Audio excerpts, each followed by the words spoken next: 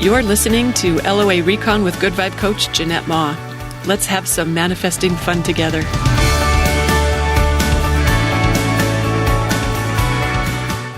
Oh my gosh, I'm laughing at myself right now. Apparently, I've got a manifesting forte. It's official. My specialty is manifesting hair ties out of thin air. Do you remember the story I've told about that before?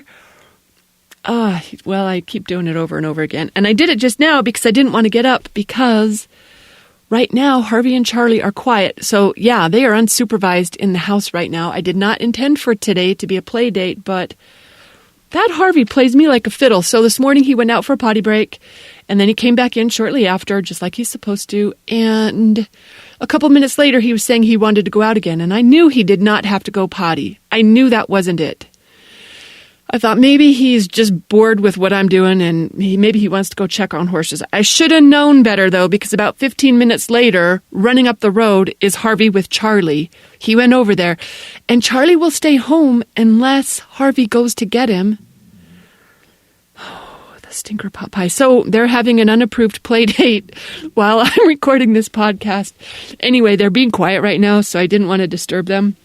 I thought maybe they're having a nap after their first round of play, but I needed a hair tie, so I just popped one out of thin air again. I'm so good at this. Okay, that's not what I wanted to talk about today. What I wanted to talk about today was a couple of things. First of all, how belief is overrated and not required in order for us to manifest what we focus on. I'm going to tell you how I know that from personal recent experience. And I was also thinking that when I say we, I mean me. I need to be more careful what I pretend. But I know I'm not the only one who does this. So here's my story.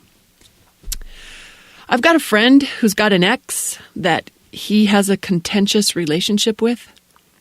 They are not expressing a lot of love for each other, to say the least. I mean, he knows better than he wouldn't, because that's not how I roll. But even though they don't say a lot of nice things about each other, that's how I know they love each other so much. Because if you didn't love someone so much, you couldn't be so irritated about them. That's how I know. There's a lot of love there, but they aren't. That's not what they're feeling or expressing.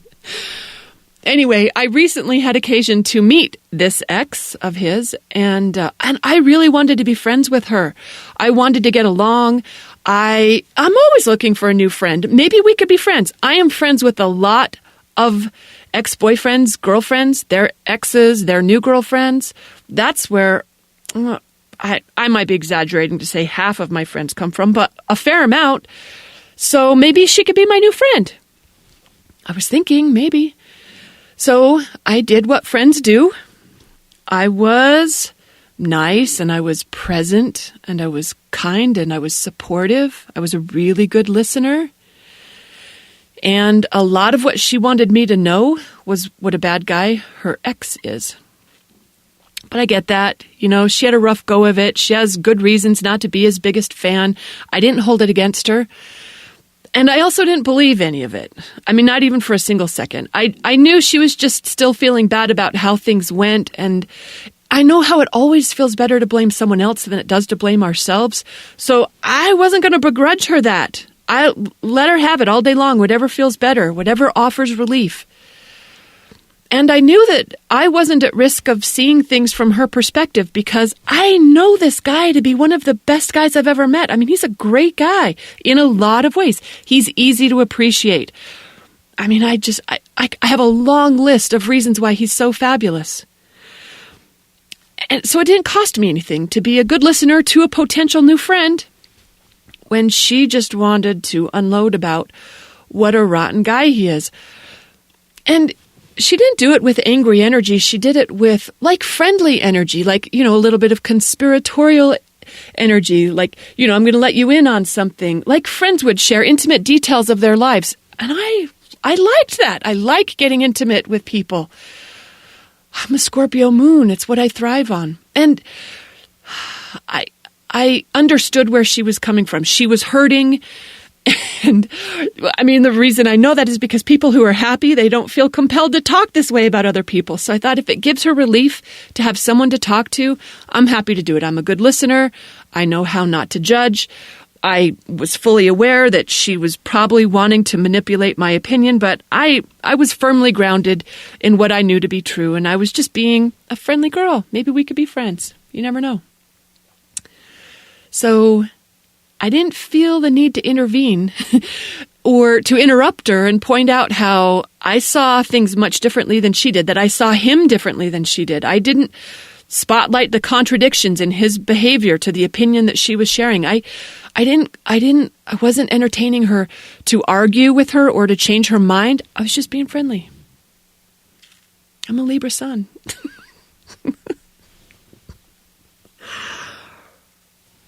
So that included a lot of and wows. Oh, I'm so sorry you experienced that. You know, like in the conversation, when she wanted me to be shocked, sometimes I accepted my cue and I'd say, wow, I had no idea. I mean, clearly she wanted agreement that this guy was awful, and I could understand where she was coming from, because how awful would her life be if she wasn't able to validate the choices that she made or the actions that she took? Like, she needs to be right, and I wasn't going to take that away from her. I'd let her have her opinion, and maybe she'd grow out of it sometime. But for now, this is where she was, and I got unconditional love. I know how to do that. I was kind of proud of how I could support her without believing her. How I could support both of them when they were... Let's talk about star-crossed lovers. Okay, so anyway, fast forward a couple of weeks.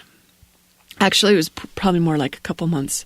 And I wasn't talking to her daily by any means. It was hardly even regular. It was just briefly, occasionally, here and there. It wasn't a big deal. But when we did talk, it often included a tidbit here or tidbit there about what a rotten guy her ex was, how you couldn't trust him, this, that, and the other.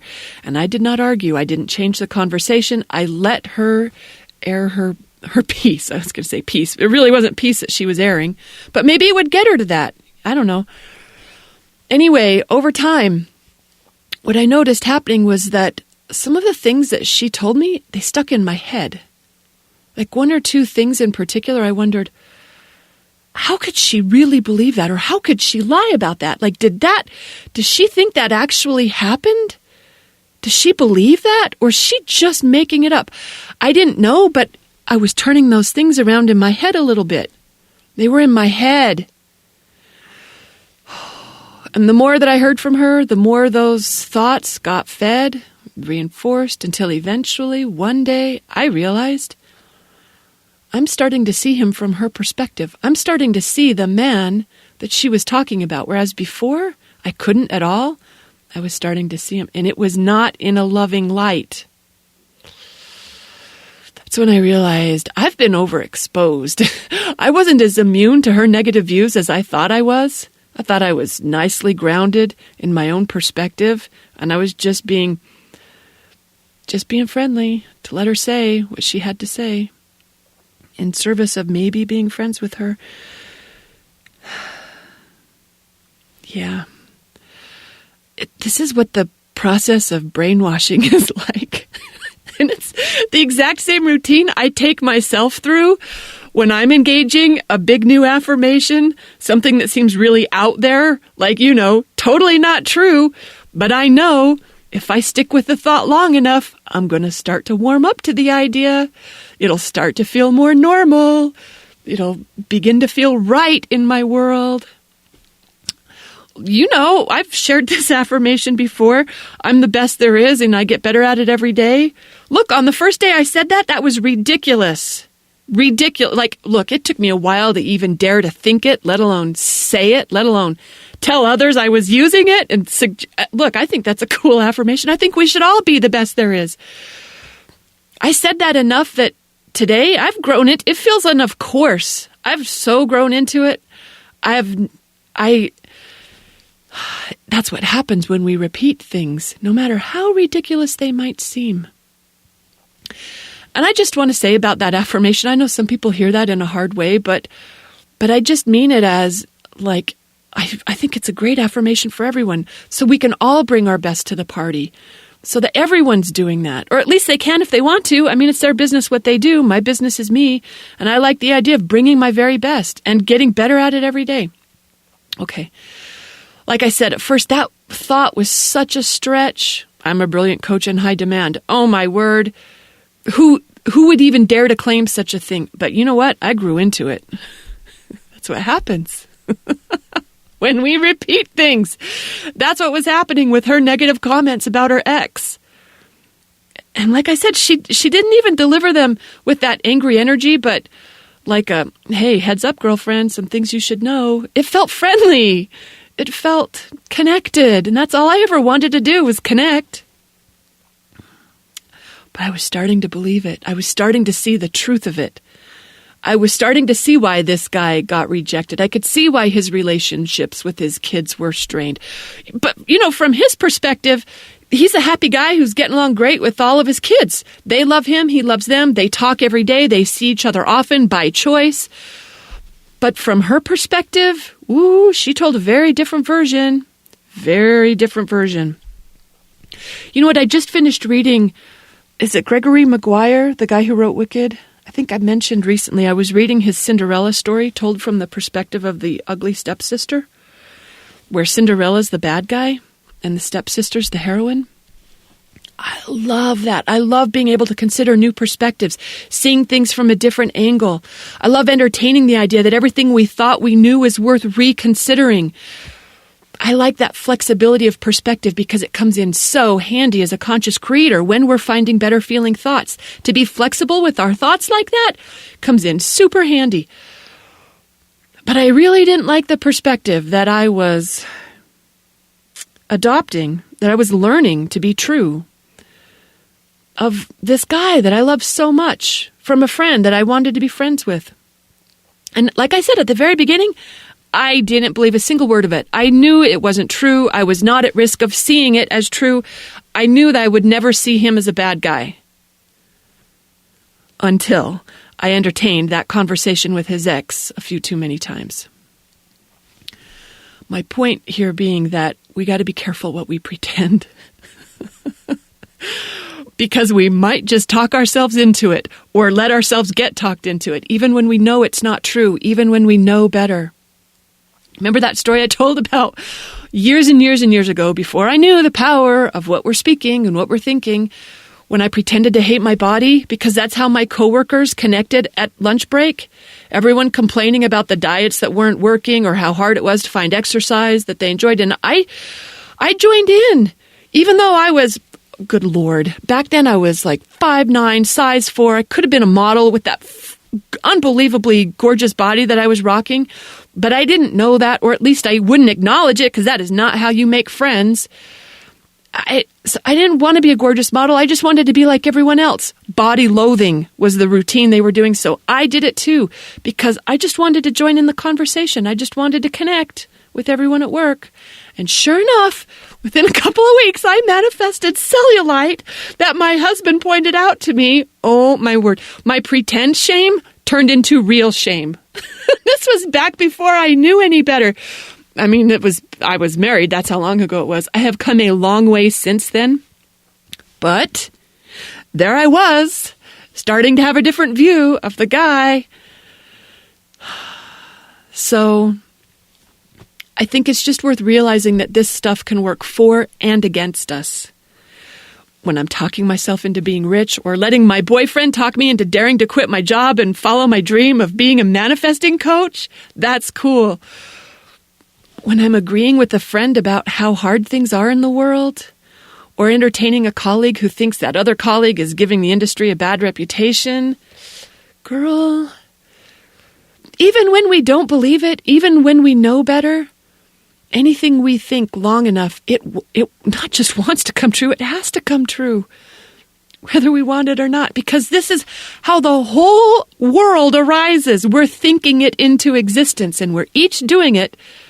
We each have our very own version. So this habit of focus can work for us, and it can work against us. Let's remember that. What do you prefer? Let's go there, because you can make anything true that you're willing to entertain on a regular basis. Don't you just love the idea of being the best there is? Isn't that a fun one? Okay, you'll have an even more fun one. You get to choose. Let's choose the good ones. Oh, I sound like Mike Dooley right now.